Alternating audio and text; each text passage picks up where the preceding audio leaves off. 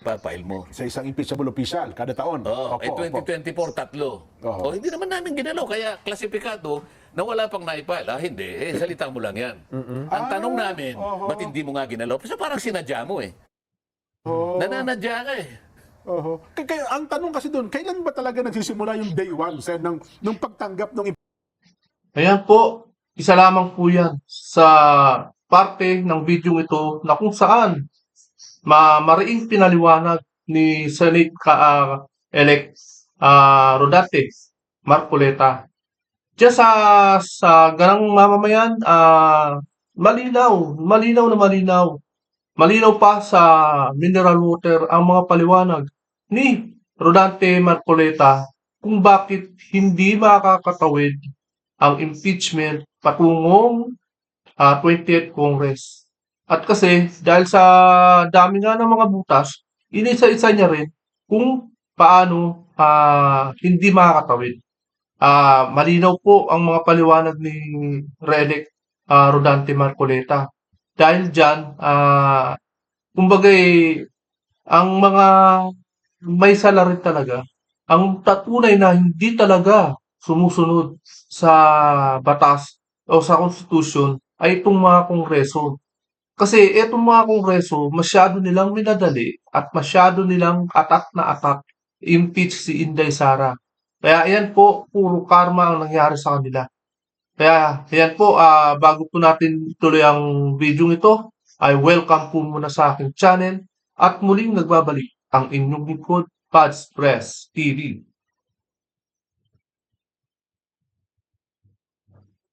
big na paksa? Nelson, ikaw na bumanat dyan. Ito po. Oho. Kasi ang isa sa mainit ho na paksa na pinag-usapan ng matagal-tagal at hanggang ngayon kahit na tapos na halos ay hindi pa pala. Hindi pa pala. Ba't ko pala tinapos? Ay ito pong impeachment trial, Sen. Lalong-lalo na nang nag-utos. Wala pang trial eh, di ba? Wala pa. Pero nag-convene na ho ang impeachment ano ba tawag dito? Impeachment court. Impeachment Opo, court oo. eh. Nag-convene na sila. Nag-convene eh. Oo. At nagpadala na ng summon eh. Ha? Suman. Kasi dapat naman talaga ang Senado ay mag-convene na dahil nasa batas po yan. Talagang diyan sila masisira kapag hindi sila nag-convene at simulan nila. At syempre, dahil nga nangyari sa Senado, syempre, lahat ng mga debatihan, nasa kanilang rules naman talaga yan. Ibig sabihin ay hindi na pwedeng makialam ang korte kapag nag-convene na sila. At syempre, debatehan na kung ano yung dapat mangyari. Ayaw naman nilang ma-dismiss na ang impeachment, di ba? Kaso may nasisilip sila na hindi maganda sa nangyari sa Kongreso. Ito naman kasing mga buhayang Kongreso, kung ano na yung pinaggagawa nila dahil para lang masira si Inday Sara, tinadya muna nila dahil election nga, araw ng eleksyon, sarado na tindahan ng Senado, tapos bigla nilang itatransmit sa Senado at doon nila pe-pressurein ang Senado na kailangan simulan na. Siyempre, unang-una, nagtatalo-talo pala dyan sa congressman. Dapat magdebatehan muna sila dyan eh. Ano nangyari? Hindi nila ginawa yun sa kongreso. Di pa. Pero ang summon, nagpadala na kay Vice President Inday Sara.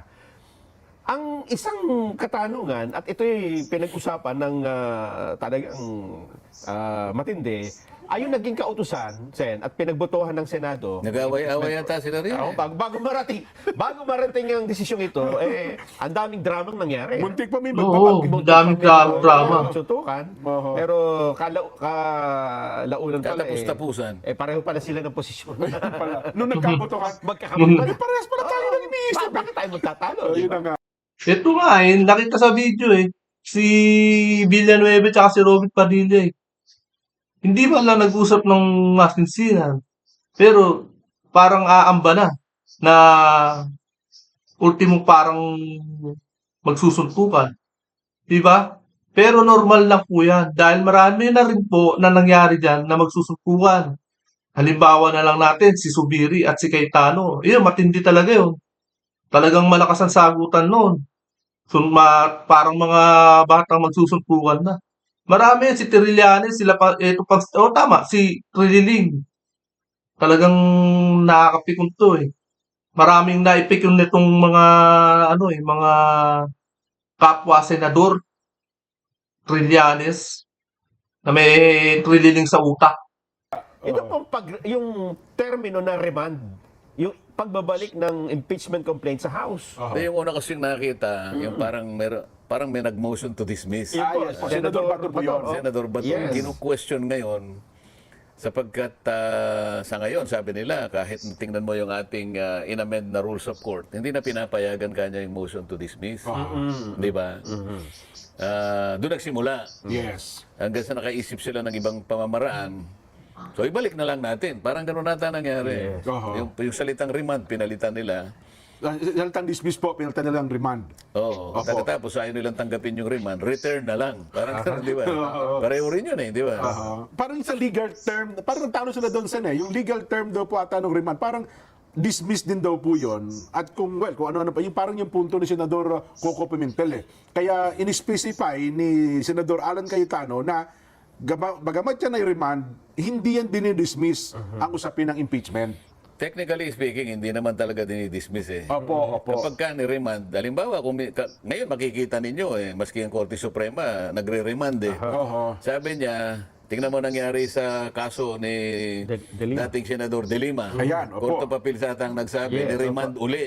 Ibig sabihin, binalik sa trial court para ilitigate na muli. Opo. Ngayon, may mga napansin yata yung impeachment court na may mga pagkukulang sa panig ng House of Representatives. Kaya nauwi nga sa pagdidesisyon na i-remand o i-return, isole. Opo. Ibalik. Opo. Sa Tagalog. Ibalik sa House of Representatives. At may kalakip ngayon na pahayag na katungkulan na una, sabi niya gano'n, i-attest ninyo na hindi kayo nagkaroon ng paglabag Aha. doon sa ating one-year bar rule. Yan. At pagkatapos, yung isa ay kinakailangan mag-adapt kayo ng isang resolution na specifically yung 20th Congress ay papayagan ang inyong naunang initiative na pagsasubmit Opo. ng impeachment complaint. Wala na. Patay na yung impeachment na yan. Imagine mo, itatawid nila sa 20th Congress. Di ba terminated na? Alam naman natin terminated na yan. Tapos tatawid nila, wala na. May 1-year ban yung yung impeachment Makakatawid sila 2026 na. Ganyan po mangyayari. Kung ipipilit nila itawid yan, yan, si Marcoleta ang haharang diyan sigurado. Handang-handa na raw siya. Alang-alang sa sambayan ng Pilipino. Tsaka walang may dudulot na maganda yung impeachment na yan. Dahil lang dyan sa paninira na gagawin nila kay Sara Duterte. Alam naman ng mga senado at senado yan. Kaya nga bumoto sila na ibalik yung impeachment, di ba? Alam naman nila na kung sino ang makikinabang dyan. Walang iba kundi si Tambaloslos lang. Di ba? Eto si Chis Escudero, pwedeng makinabang yan, pero talagang sumunod na rin siya sa rule. Tsaka hindi niya na rin pinangunahan Tingnan nyo, ang paliwanag niya dati, desisyon ng plenaryo ang ang masusunod. Ano ba yung desisyon ng plenaryo? Di ba yung mga miyembro? Sino ba ang miyembro ng plenaryo? Di ba yung mga senado? Yan, nangyari na nga, ang botohan. Ngayon, ito, nagkaroon ng matinding reaction sa House of Representatives at nagkaroon pa nga ng isang pagmimisa yata doon na Nelson Oo. Yun ang hindi ko maintindihan kasi Ayan pa, isa pa yan, talagang masagwapo ang nangyari. Parang namatayan nyo Yung impeachment na yan todo-todo sila kung manalangin mga buhaya naman, di ba?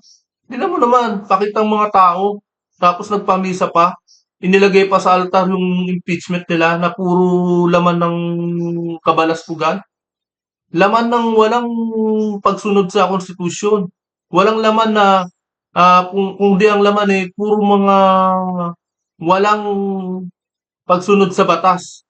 Ganun ang inihain nila sa altar. alam niyo naman, hindi naman ako katoliko din. Opo.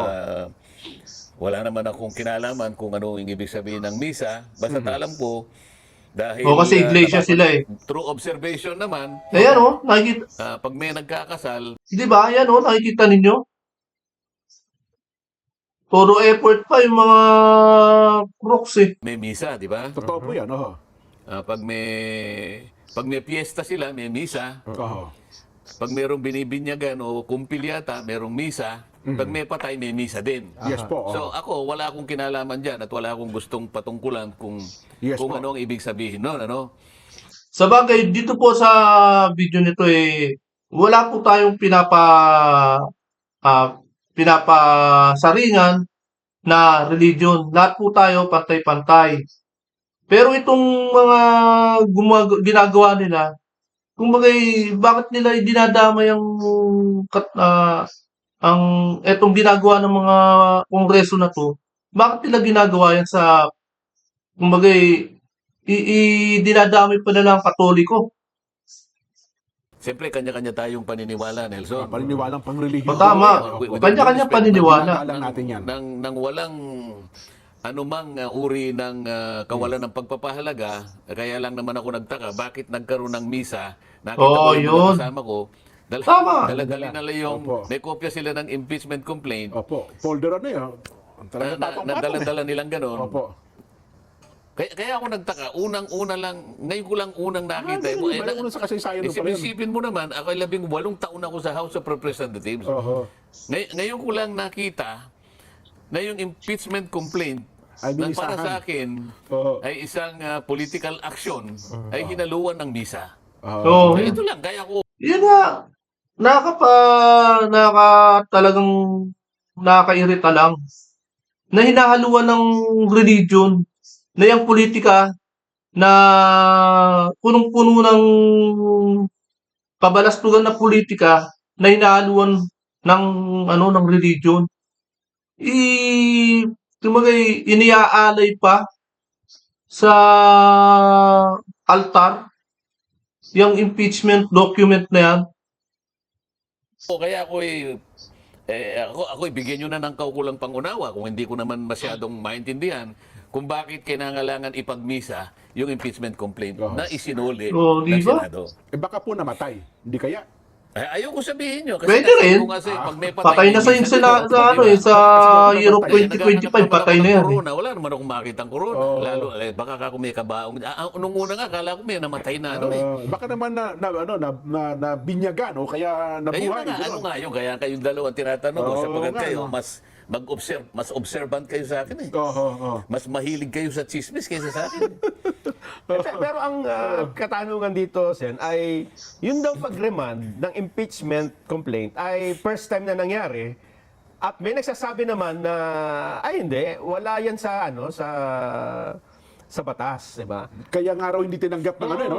Kaya daw hindi tinanggap ng Kamara de Representante yung remand. Ang tungkulin daw ng Senado as impeachment at court ay hindi ibalik, kundi i-forward, di ba? Oo. I-hear, i-acquit, o kaya ay Oh.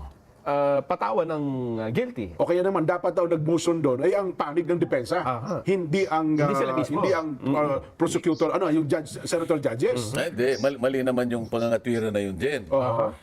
Kung inaakala mo na talagang nag-constitute na yung Senado as an impeachment court. Eh. Opo. Sa mga tweet, yung korte, yun ang Senado. Yes. Okay? Eh yun, yung House of Representative, represented by the prosecutors, kayo yung Opo. kayo yung litigan. Opo. Oho. Ngayon, So, ang taga-usig. korte, sa regular na korte, regular, kung ano man ang sinabi sa'yo ng korte, sumunod ka. Utos ng korte. Oho. Hindi ka pwede hindi sumunod doon. Kapag, ngayon halimbawa sa korte, Sa totoong korte, dapat ganun din sa Senado at saka sa Kongreso. Dapat sumunod ang prosecutor sa judge. Sino ba ang judge? Diba ang Senado na kung Senate judge? Kung ano yung inuutos ng Senado, dapat sundin ng prosecutor na Kongreso. Eh, anong nangyari? Nagmamatigas pa. Nag-press conference pa ang Kamara. Tapos kung ano pa pinagsasabi. Eh di lalong baka magalit ang Senado sa kanila. Bakit kayo nagsasalita ng ganyan? Sa amin. Di ba? natin, meron siyang inutos sa'yo. At hindi ka sumunod, matidisbisan ka. Di ba? Oo. Kasi sabi Oo, nila, di hindi ba? mo pwedeng i-dismiss. Hindi. Subukan lang nila. Ngayon kasi merong bagong tuntunin. Ayoko naman sa ano yun yung mga detalye. Opo. Ang korte sa ngayon, regular courts, hindi nga pinapayagan ng motion to dismiss. Nakalagay. Sabi niya, the defendant is now ordered to file his or her reply, not a motion to dismiss. Yun. Within a period of blah, blah, blah. Pero, ang isa naman ngayon na innovation ng korte, ang una niyang didinggin yung affirmative defenses. Okay. Kasi yung dinimanda mo si Nelson na ikaw ang plaintiff dyan. Opo, So, oo. ang defendant Opo. si Nelson. Si Nelson, nakita niya, walang jurisdiction to. So, pag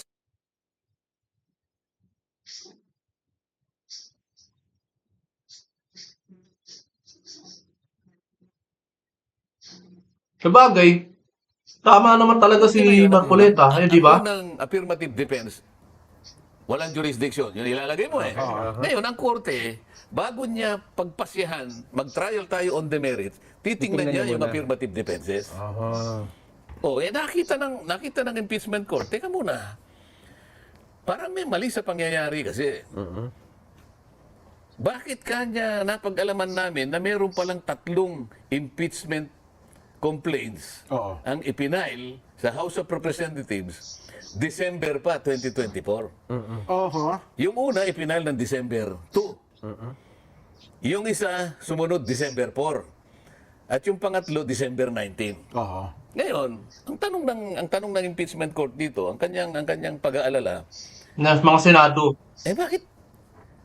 bakit hindi ninyo nilitigate ka agad dito? Okay. Meron kayong sariling proseso eh. Meron din kayong rules sa House of Representatives. Oho.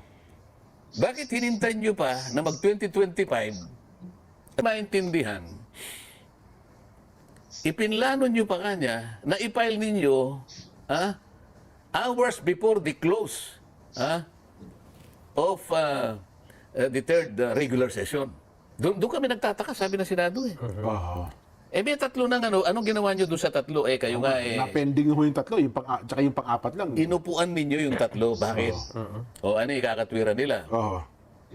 Ba, hindi naman namin yan. Teka muna, anong ginawa nyo? Sapagkat kung isasalang-alang ninyo ang inyong rules, kapag binasa ninyo ang rules ninyo, Opo. ang nakalagay doon, kapag ka nagsumite, pag nag-file ng impeachment complaint, verified, yung isang partido, katungkulan ng Secretary General to immediately refer it to the Speaker's office. Merong word na immediate eh. Immediately. So, tanong na Senado ngayon, nasa impeachment court, bakit yung word na immediately hindi nyo ginamit? So, ba't hindi nyo ni-refer? Sariling rules na kasi yan ng Senado. Yung forfeit na yan, wala naman talaga sa batas yan. Sa totoo lang talaga, wala talaga sa batas yan. Yung forfeit na yan. Pero may sariling rules ang Senado, kaya nga nagkakaroon sila ng forfeit. Inaano lang nila yan na immediate yan eh. Ibang terminology kasi yan eh. Yung immediate na yan eh. Ginagawa nilang terminology dyan ay forfeit. Pero wala talaga sa batas yan. Oho. O Samantala. sasabihin ng, sabi siguro, ano pakialam mo doon? Bakit? Hindi, teka muna. Oo. Kayo binayolate niyo yung rule nyo eh. Pagkatas kayo pipilitin nyo kami forthwith. Pinagmamadali nyo kami, pero kayo hindi kayo Sa nagmadali. lalong madaling panahon daw po yung fourth Oo, week. di ba? Kung yung immediately, ano ibig sabihin? Hindi sa lalong, mas lalong madaling panahon. Oo, lang forfeit. May katwira, sabi niya, nakalagay, the Secretary General shall immediately refer it to the office of the Speaker. Ngayon, 3 dyan ang ipinail noong December. May panahon pa eh. Ngayon, ang tanong ko sa inyong dalawa ngayon. O, di ba? Sila pa rin mang may kasalanan dyan.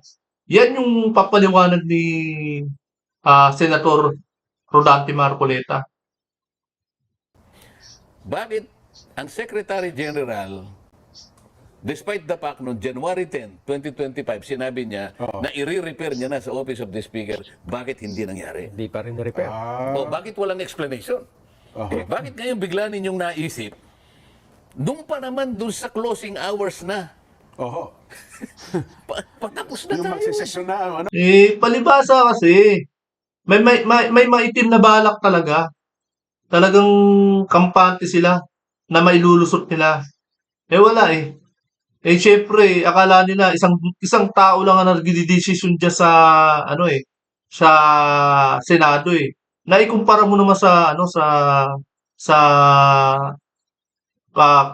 Kamara diyan sa Kongreso. Imagine, isang tao lang talaga kumukumpas diyan sa sa Kongreso na sa pamamagitan ng siyempre alam mo na, dakong. Kaya mapapasunod nila yung tao nila diyan sa Kongreso eh. Pero dito sa Senado, talagang matatag ang Senado. Talagang plenaryo ang magdedesisyon. Ika nga, sabi ni Chis Escudero. Hindi isang tao ang nagdedesisyon diyan. closing na ng session eh. Ilang oras na lang Oo. magko-close ang session, bakit doon yung... Kaya parang parang mayroong bad faith dito. Sa tingin ko, yun ang damdamin Ah, ng outgoing Senate. oho. Kaya nga ang kanyang pahayag teka muna, ibalik niya muna natin. Wala ba i-attest ninyo kung wala kayong paglabag Oho. sa one-year ban rule. Kasi, alam mo dyan, nakalagay sa ating batas nga, isa lang na impeachment ang ipapile mo. Sa isang impeachable official, kada taon. Oh, Opo, opo. 2024, tatlo. Oo. Hindi naman namin ginalaw. Kaya klasipikado na wala pang naipile. Hindi. Salita mo lang yan. Ang tanong namin, ba't hindi mo nga ginalaw? Kasi parang sinadya mo Oh. Nananadya ka Sanadya, Oho. talagang. Kaya ang tanong kasi Ito, doon, no? kailan ba Talagang sinasadya po yan. Dahil talagang may team na balak kay Inday Sara yung mga yan.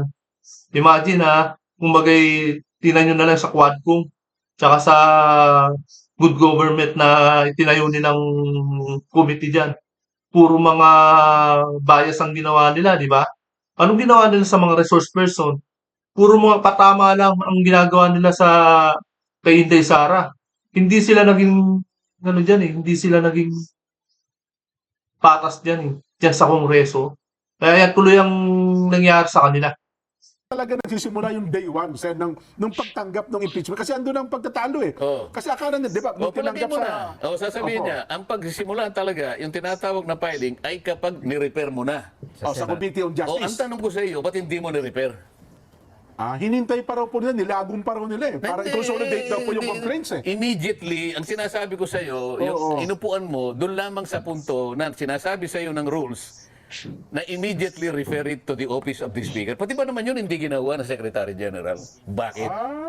Okay. Oo. Kasi sabi nila, judicial notice na, hindi namin alam kung ano yung ginagawa nyo, sasabihin ng Senado. Oo. Hindi namin pwedeng ipakahulugan na alam namin lahat kung anong ginagawa nyo. Sa amin lang, parang may bad faith. Kasi alam namin na ang tuntunin nyo, kapag kami nag-file ng impeachment complaint, verified, Opo. walang gagawin, ministerial on the part of the Secretary General to immediately refer it to the office of the Speaker. Ang tanong, tatlo yun. Bakit isa man doon, wala kang ni-refer? At sa Ang tatanong ngayon ng Senado, kaya nga, tingnan muna, kung kayo nga inupuan nyo, ngayon kami pagmamadaliin mo. Sa tatlo bang yun, may mga endorser din, Congressman? Kasi parang... Meron! Lahat pala, oo. Kompleto yun, May verified. nag-endorse. Oo. Merong endorser, kaya hindi mo pwedeng sabihin, kasi po, wala pong nag-endorse, kaya hindi namin ni-repair. Yung isa po, hindi verified, kaya hindi po namin Yung isa po, walang kakwenta-kwenta talaga, kaya hindi namin ni-repair. There should be an adequate explanation kung bakit Section 3 yun ang aming rules. Alam mo yun to immediately refer. Bakit kayo nagmamadali, pinamamadali nyo kami, pero yung word na immediately sa inyo, Nung tinanggap nila mula sa SecGen. Opo. hindi nyo pinansin. ganun pala. Para yung word na immediately dinedman mo, pero kami pinagmamadali mo kami. Bakit? Okay. So makikita mo, dito sa pahayag ng pagkakasoli, teka muna, i-attest ninyo. Ibig sabihin, balikan ninyo yung pangyayari. Hindi ba? Paano po yun? Kasi sabi nila, hindi namin tatanggapin yung yung pagbabalik. Hindi nasa sa inyo yun. Huwag nyo tanggapin. Anong problema doon? Yun, parang anong mayroon? Deadlock ba? Subukan nyo ngayon mag-ibalik, di ba? Sino ba masusunod? Ang Senado pa rin. Huwag nyo ibalik. Kung hindi tuluyan talaga ma-dismiss yan. Nagmamatigas pa rin yung mga kongreso di ba? Nag-press conference sila kung ano pa pinagsasabi nila tungkol sa Senado. considered ba yun as deadlock ang usapin? Kasi hindi gagalaw. Kaya deadlock wala tayong magagawa. You have to obey. You have to obey. Oo, dapat Kung sumunod, ginagawa oo. sa'yo, sabi, Tama. i-test ninyo. Sabi nila, there is a presumption of regularity. Opo. Yung presumption na yun is disputable. Okay. Okay. Kasi presumption nga. Presumption na opo. But it can be overcome by better argument. Halimbawa, yun bakit hindi mo ipaliwanag? Bakit yung unang tatlo na may taong... May pagkakataon pa, mahaba panahon, eh. Mahaba Oo. pa eh. December, lalo na yung December 2. Opo. Magkasunod, December 4. O isa man doon, dapat ni-repair mo na eh. Oho. Iniiwasan nyo ba na ma-repair sa Justice Committee sapagkat doon pagtatalunan yung merito kung talagang may substance? Ayaw ba ninyo? Yan, sabi ni, ayan, yung nabanggit ni, ni Marcoleta, Justice Committee. Nandiyan siya sa Justice Committee. Isa siya sa Vice Chairman ng committee na yan. Yan siguro talaga ang iniiwasan ng mga, ng mga nagbabalahura dyan kay Inday Sara. Pagtatalunan ng mga miyembro Ayaw ng ba Justice ninyo Committee kasi yan eh. Oho. nung panahon na yon, nung December na yon, member pa ba ako ng Justice Committee o wala na ako? Oh, yun. Member pa. Member pa kayo, opo. Oh, member Huwag pa. na natin Oo. nandiyan si Marcoleta. Vice chair ako dun eh. Vice chair kayo O, ng hindi mo Justice Committee. natatakot ba kayo na nandun ako? Eh, hindi ko naman sinasabi. Oh, yun. Natumbok ni Marcoleta eh, di ba? Palibasa kasi galing talaga siya dyan eh. Tapos magja-jump siya sa Senado. Eh di, magiging kabisado niya ang mga karakas dyan ng mga prosecutor, lalong-lalo na si Luistro. Talagang babarahin niya siguro yan. Pero judges, hindi naman talaga dapat magpo-comment eh. Observant lang talagang, kumbaga kaya nga tinawag na judge eh. Ikaw lang ang mag-observe kung sino ang mali at tama. Pero dito, pinapaliwanag talaga ni Marcoleta kung ano talaga ang tunay na pakay at kung ano talaga ang nangyari, kung bakit nila nililihis. Yun ang dahilan din. Oo. Sinasabi ko na lang ngayon. Oho. O, ano ang ginamit nila? Hindi Justice Committee. Gumamit sila ng ibang paraan. Gumamit sila ng Committee on Good Government. Yes. O, di ba? Nandiyan sa pangunguna ni Chua yan, ng good government. Diyan nag-umpisa eh. Mga talaga eh. Ewan ko ba? Ang good government din, yung sinasabi ko sa iyo, is in aid of legislation. Pero Oo. yung kanilang nakanap kuno na ebidensya, ginamit nila sa impeachment. Yeah. Balik, Oy, di ba? Ginamit nila. Eh samantalang may Justice Committee, di ba? Bakit hindi nila dun isinumite? At hindi nila pinag-aralan dun sa Justice Committee? Samantalang gumawa sila ng bago, good government. Kung hindi ba naman mga 80-80 itong mga mga kongreso eh. Eh di ngayon, Oho. yung impeachment, Justice Committee, hindi good government. Tingnan mo, Opo. gumamit sila Oo, ng ibang kita? kaparaanan para maiwasan lang. Nung napunta na sa good government, wala na ako eh, tinanggal nga ako eh. Opo, tinanggal Napansin din kayo. niyo ba? Oho. Kahit na nung nasa good government, vice chair din ako dun eh. Oo nga Ngayon, pala. tanggalin mo si Marcoleta dyan para lang makasiguro sila. Ngayon, mapapansin na ninyo ang connection. Kayong pala. Hindi nila ni-repair guys. kaya nila siguro tinanggal. Ayan ang kukontra sa kanila. Kaya siguro nila tinanggal. Talagang sosoklakin sila niyan eh. Eh, kumbaga sinigurado nilang tinanggal si Marcoleta kasi nasa tama si Marcoleta. Sila, nasa mali sila. Babarahin agad sila eh. Tapos naka-televise sila, naka-YouTube, kumbaga kitang-kita ng taong bayan. Makikita kasi ng taong bayan kung ano yung mga kabalastugan nila at mali nila. Kaya tinanggal nila si Marcoleta. Vice chair kasi ako ng justice. Oo. Nung gamitin nila yung isang committee, vice chair ako doon, tinanggal nila Tinanggal ako. na kayo. Kaya, hindi ko sinasabing yun ang totoo. Pero, masyado namang kaduda-duda. Oo nga. Parang it's too good to be true. Kaya lang, ba't ganun ang nangyari? Hindi pa ba sapat, Sen, na kasi bago sila mag-adjourn ay may House Bill resolution na din na nilabas na sinasabi doon na ang impeachment complaint ay walang nilalabag na anumang provision ng saligang batas. Hindi pa pwede magamit yon para ito na yung certification na Na- hinihingi ng Senado. Na ano? May House Bill Oo. Resolution pala, hindi House bill. May House resolution. Na ipinasa ng plenaryo. Oo. At sinesertify nila na walang nilalabag yung impeachment complaint na pinay nila sa Senado. Di ba naman yan, sinabi, attest ninyo na na hindi nyo nilabag yung 1-year bar rule. Yun ang sinasabi niya eh. Hindi magagamit yung resolution. Hindi yung kinakailangan i-attest ninyo talaga. At pagkatapos hindi lang doon naman hindi lang naman doon napupunta doon eh.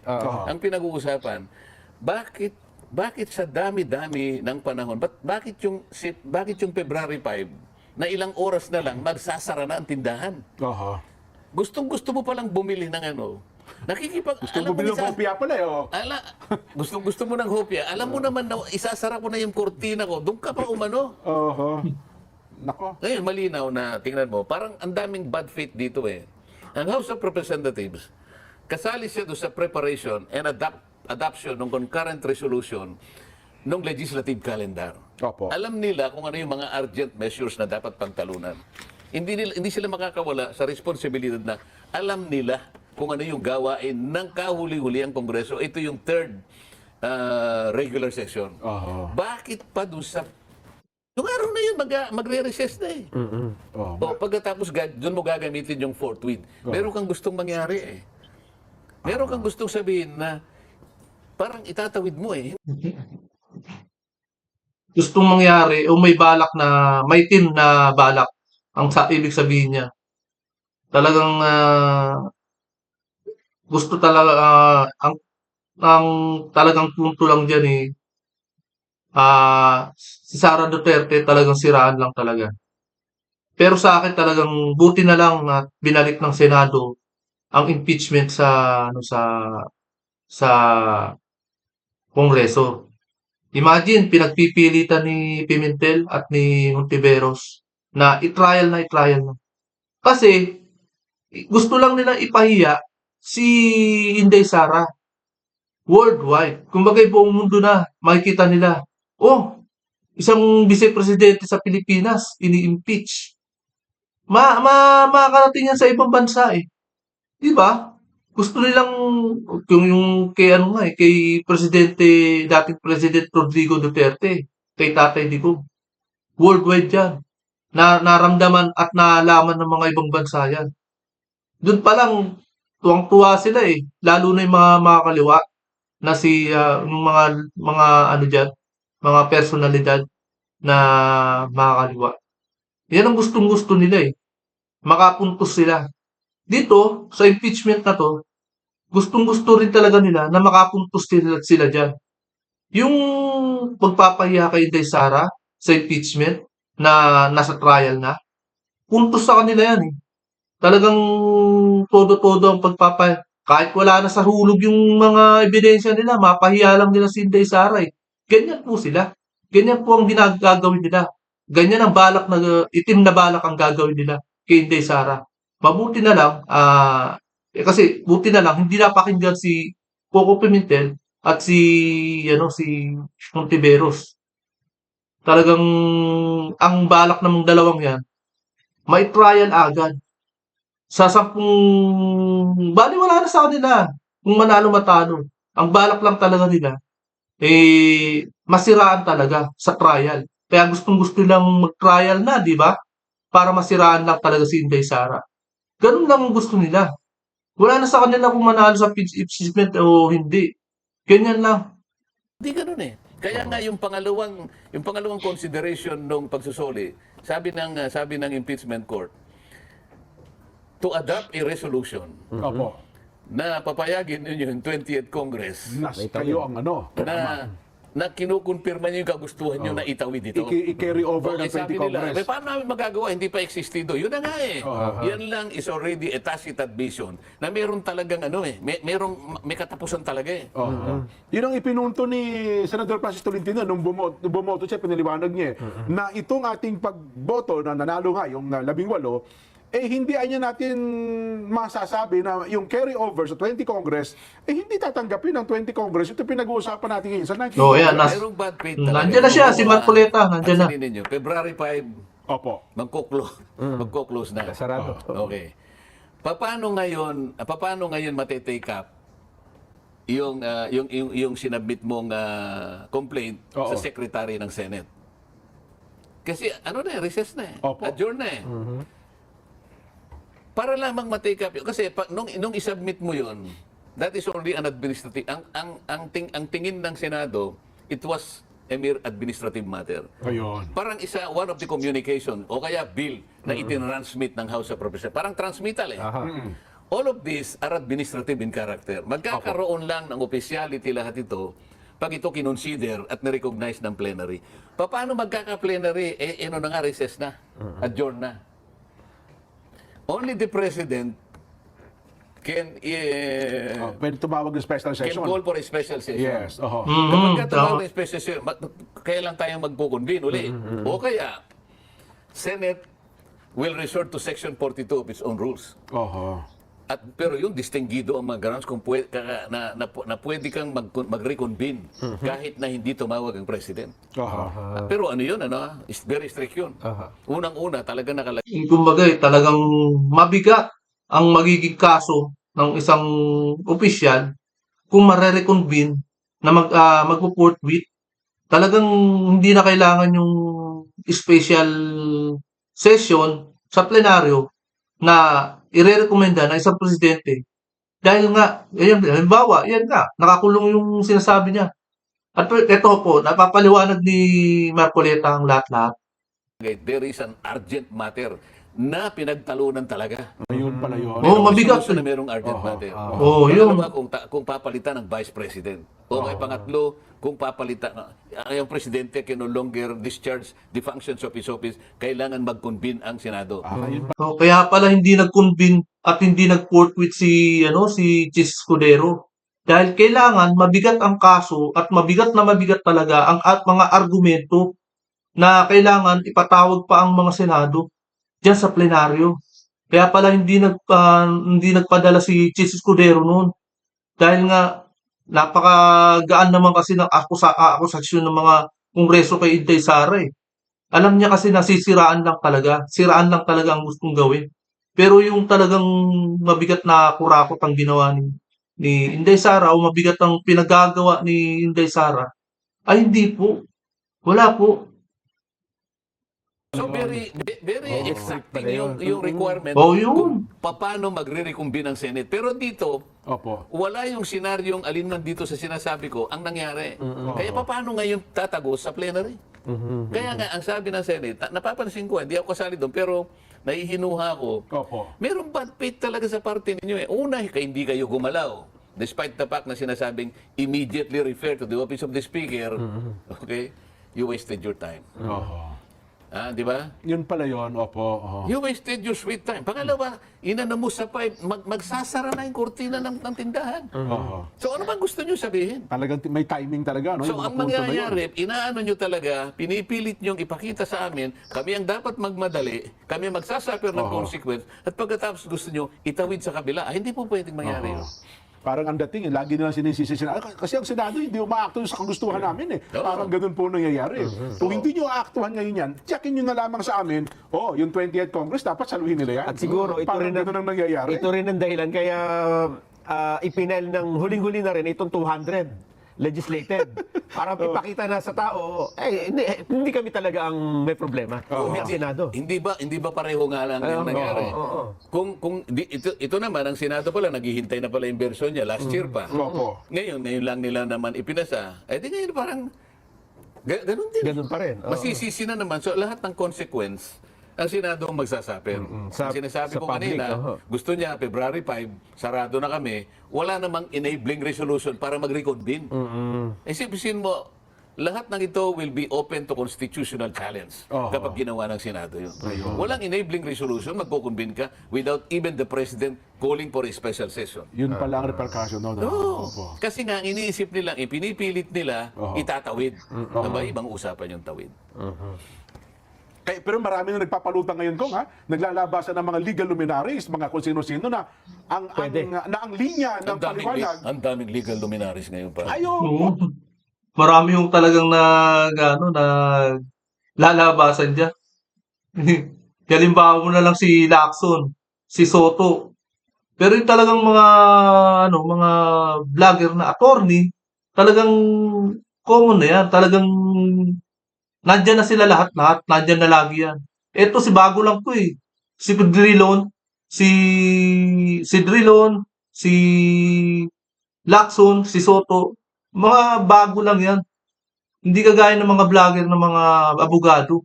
Talagang sila na talaga yung mga political vlogger na talaga, na attorney. Okay siya yun, okay yung mga yun. Eto, yung mga bago eh, sila Soto, si Drilon, tsaka ang mga nag-a-analyze. Kung si Soto, tsaka si Lacson, mali-mali naman ang pinaggagawa nito eh. Maniwala tayo dyan. Hindi ako naniniwala dyan sa dalawang yan. Sisirain lang nila ang Senado. Tagal-tagal na nila sa Senado eh. Ganyan pa rin ang pag-iisip nila. Ang kumontra ng kumontra sa mga tama. Gusto nila sila ang tama. Mali-mali naman ang mga pinagsasabi nila. Di ba? Oh, bigla naglabasan na ang kanilang pinapahayag. Pwede. Halos lahat, pag nilagom nyo eh.